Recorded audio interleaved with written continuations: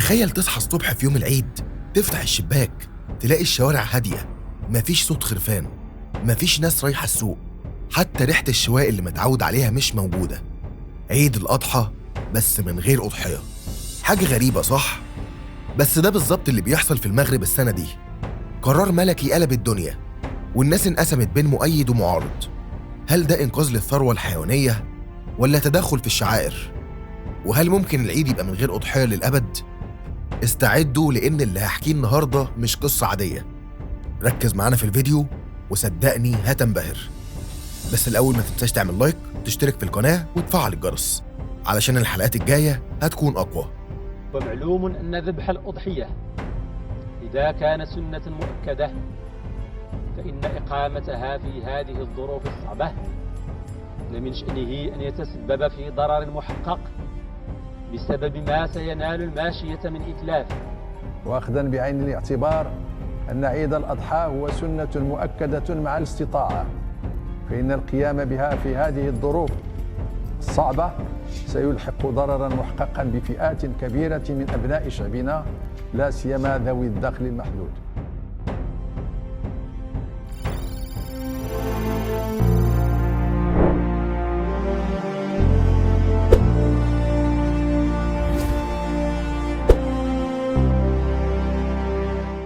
القرار الملكي. ليه المغرب منع ذبح الأضاحي؟ في يوم عادي طلع وزير الشؤون الدينية في المغرب بتصريح على القناة الأولى، قال إن الملك محمد السادس قرر منع ذبح الأضاحي السنة دي، والسبب الجفاف القاتل. المطر بقى نادر، الأنهار بتجف، والمراعي شبه اختفت. التصريح كان كأنه قنبلة. طب إزاي؟ المغرب طول عمره واحد من أكبر الدول اللي بتقدس تقاليد العيد الكبير، فجأة يقرر يمنع الأضاحي. قبل ما نتكلم في أحكام تعال نشوف الإحصائيات. الإحصائيات بتأكد حجم الكارثة. 27% من مخزون السدود اختفى، يعني مصادر المياه العذبة في المغرب بتتآكل بسرعة، وده بيهدد مش بس الثروة الحيوانية لكن كمان الزراعة والشرب والصناعة. لما السدود بتقل بترتفع تكاليف نقل المياه، وده بيأثر على اقتصاد البلد كله. وكمان 38% من الثروة الحيوانية راحت في 7 سنين بس، نسبة مخيفة بتوضح قد إيه الجفاف كان قاسي. تربية المواشي في المغرب مش بس للتجارة لكنها كمان جزء من ثقافة الشعب، والمشكلة إن استنزاف القطيع الوطني هيؤدي لزيادة الاعتماد على الاستيراد، وبالتالي ارتفاع أسعار اللحوم والمنتجات الحيوانية. وكمان سعر الأضحية وصل في بعض المناطق ل$1000، وده بيخليها مستحيلة للناس العادية. الأسعار مش بس متأثرة بندرة المواشي لكن كمان بارتفاع أسعار العلف اللي زادت بنسبة 70% بسبب نقص المراعي. الحكومة بتحاول تعوض الفجوة لكنها مش قادرة تسيطر على الأزمة بشكل كامل.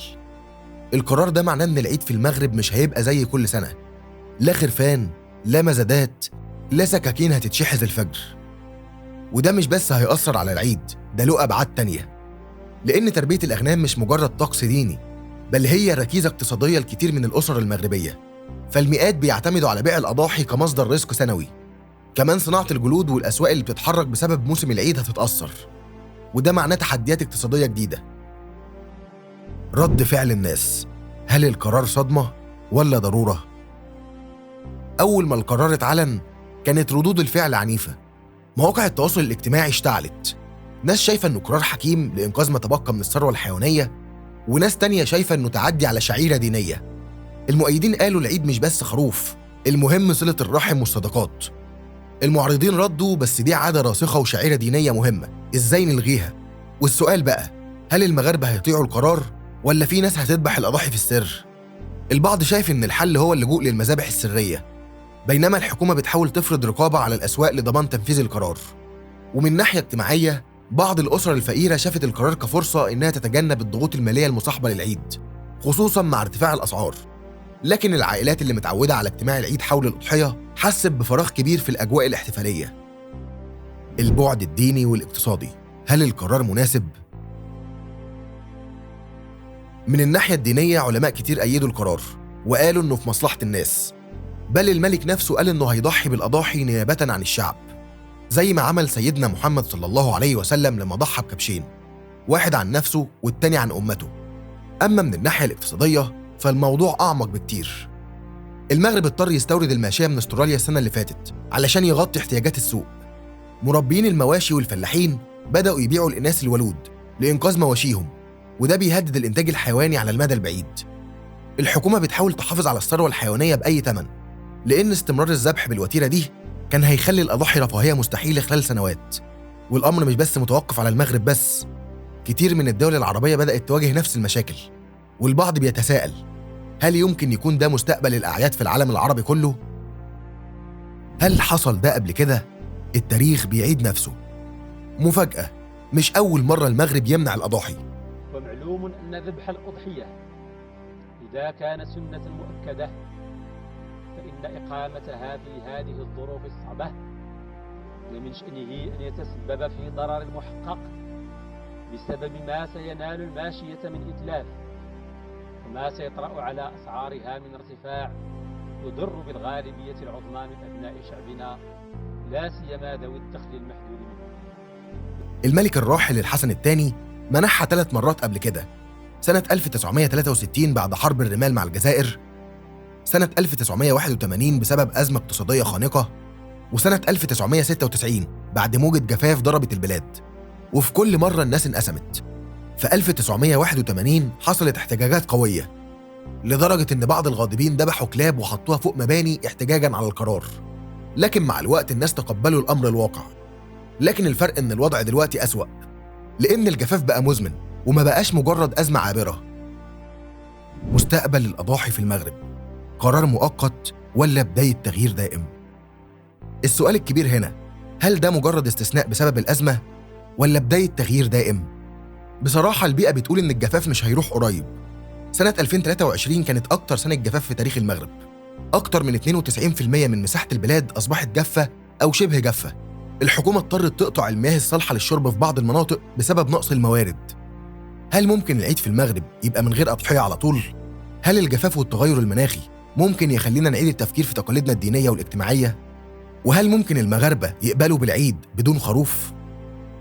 البعض بيشوف إن الحل ممكن يكون الانتقال لأنواع جديدة من الطقوس الدينية البديلة، زي الصدقات والتبرعات بدل الأضاحي. ختاماً، هل القرار هيغير شكل العيد للأبد؟ الحقيقة إننا في مرحلة تغيرات ضخمة. المغرب مش الدولة الوحيدة اللي بتواجه مشكلة ندرة المية والجفاف. العالم كله بدأ يحس بالأزمة. لكن السؤال اللي بيطرح نفسه، هل ممكن شعائر دينية تتغير بسبب الأزمات البيئية؟ وهل ممكن نشوف دول عربية تانية بتاخد قرارات مشابهة في المستقبل؟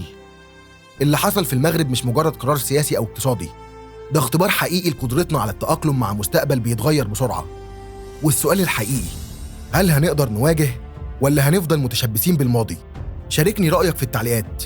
هل مع القرار ولا شايف إنه تدخل غير مقبول؟ بس كده، لو لسه بتتفرج لحد دلوقتي شكراً إنك كملت معانا لآخر الفيديو. لو عجبك التقرير ما تنساش اللايك والاشتراك علشان يوصلك كل جديد. نشوفك في الفيديو الجاي.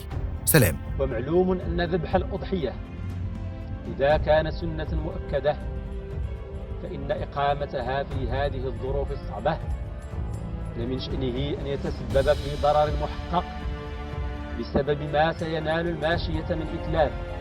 وأخذا بعين الاعتبار أن عيد الأضحى هو سنة مؤكدة مع الاستطاعة، فإن القيام بها في هذه الظروف الصعبة سيلحق ضررا محققا بفئات كبيرة من أبناء شعبنا، لا سيما ذوي الدخل المحدود.